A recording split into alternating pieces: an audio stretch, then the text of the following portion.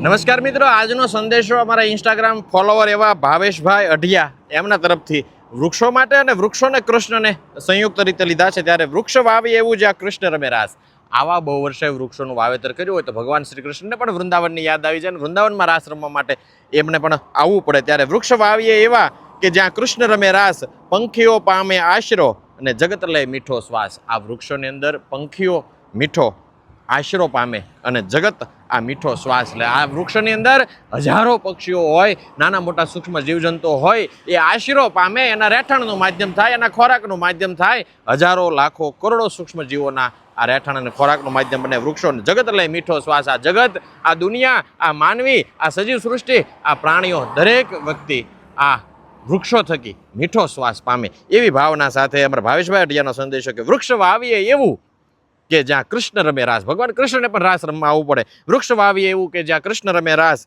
પંખીઓ પામે આશરો અને જગત લય મીઠો શ્વાસ. આ જગતના મીઠા શ્વાસ માટે આવા બહુ વર્ષે વૃક્ષોનું વાવેતર કરી દેજો. અમારા વાલા ભારતભરમાં 150 કરોડ વૃક્ષો વાવીને ઉછેરવાના સંકલ્પ સાથે કામગીરી કરતી સંસ્થા સદભાવના વૃદ્ધાશ્રમ રાજકોટ.